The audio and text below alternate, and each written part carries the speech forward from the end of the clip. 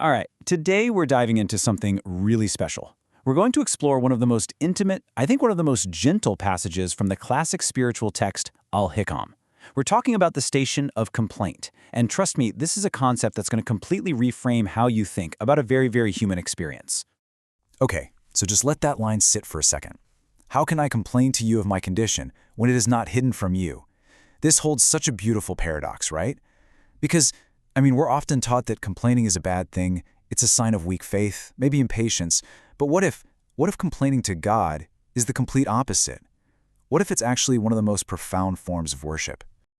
And that really gets us to the heart of this spiritual paradox. We all feel pain. We all have moments of weakness. That's just part of being human. But there's often this internal conflict, right? This little voice inside that says, you shouldn't be feeling this, or that voicing this struggle is somehow wrong, like it proves you don't really trust God. So this is the big question we're going to unpack today. It's not about if we feel pain, that's a given. It's about what we do with it. How do you take that raw feeling of need and turn it into a bridge that leads you right back to God instead of letting it become a wall that pushes you further away? Okay, so this is where we start to flip the whole idea on its head. This part of Al-Hikam, it's not teaching bitterness or rebellion against your fate. No, it's teaching something so much deeper. It's about the act of return. And this comparison here just nails it. It shows you the huge gap between the misconception and the reality. We're not talking about that sour, bitter kind of complaining. We're talking about taking your pain and turning it into a pure expression of need. And then that need becomes an act of servanthood. It literally transforms what feels like defeat into a powerful form of worship. And this quote, wow, it gets right to the very foundation of this whole idea. Our connection to God, it isn't built on how strong we are, or what we've achieved, or how perfect we seem. Not at all. It's built on the honest, raw, unfiltered admission of our complete and total need for Him. Okay, so if we're saying this connection is all about need, then a really logical question pops up, right? If God already knows everything, what's the point of this whole dialogue anyway? Exactly. It's a totally fair question. You might be thinking, why am I telling God about my weakness when He knows it better than I do? Or, why am I trying to describe my confusion when He is literally the source of all clarity? It feels redundant, doesn't it? And here is the absolute key. The whole act, it isn't for God's benefit. It's for ours. We aren't giving Him new information. What we're doing is performing an act of return. We are the ones who need to show up, to stand at that door and to say, my Lord, here I am. I'm weak, I'm poor, and I have nowhere else to turn. And this just takes it a level deeper, doesn't it? It's this incredible recognition that everything comes from Him. Even the words I'm using to call out the heart that decides to turn back, the very feeling of need that pushed me to His door in the first place, it all originates from Him. So this isn't me initiating a return, it's me simply accepting the return He already made possible for me. So this brings us to a really central theme in this whole discussion. Our neediness, our spiritual poverty. That's the currency we have. It's the only real thing we have to offer. It's the most authentic thing we can possibly bring to God. Man, this line, this is the heart of the whole chapter for sure. It's just an incredible statement of pure spiritual honesty. It's like saying, look, I'm not showing up pretending to be strong. I'm not bringing you a polished resume of all my good deeds.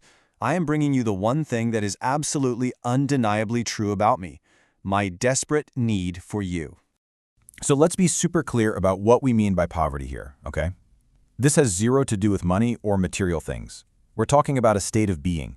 It's the pure, unvarnished, honest-to-God recognition of our complete dependence on Him. It is the truest position we can ever take. And what's amazing is that this idea just completely dismantles any hidden sense of entitlement we might be carrying around. You know, that quiet little voice in the back of your head? The one that says, hey, I did my part, I prayed, I was patient, so I kind of deserve a better outcome? Well, this just throws that right out the window. The focus shifts entirely. We don't show up with claims, we show up with need. Period. Okay, but wait. Acknowledging this level of brokenness, that could easily lead to despair, right? You could just feel hopeless. So how is this all kept in balance? Well, the text is brilliant. It immediately pairs this profound sense of need with an equally profound sense of trust. And this is so important. This isn't the complaint of someone who has given up. Not at all. This is the complaint of a servant who knows exactly who they are turning to. They know they are turning to a God who is generous beyond measure, who honors those who seek him, and who never, ever disappoints those who come to him. So you see the formula here? It's this perfect, beautiful balance. On one hand, you acknowledge your complete weakness, your poverty. And on the other hand, you hold on to this unshakable trust in God's infinite generosity. When you put those two things together, your complaint gets completely transformed. It stops being an act of hopelessness and becomes an act of profound hope. And all of this brings us to the final, really powerful takeaway. The big reframing of what it means to complain to the divine. Seriously, just think about it for a second. This is the ultimate twist. Who do you complain to in your life? You only bring your deepest, most vulnerable pains to someone you absolutely believe can listen, can understand, and maybe even can help. So complaining to God in this specific way, it actually becomes one of the highest, finest expressions of your faith. So if we were to map out this journey, it's really 3 simple steps. Step 1, just be brutally honest about your state, about your weakness. Step 2, instead of letting that pain scatter everywhere else, return it directly back to its source. And step 3, place your complete and total trust in his nature, which is, by definition, one of boundless, infinite generosity. And I think the best way to end is with a prayer that closes the commentary on this very chapter. It's a beautiful way to bring it all home. O God, let our complaint be only to you, and let our reliance be only upon you. Teach us to return to you through our poverty, not our claims, through our weakness, and not through the illusion of our strength.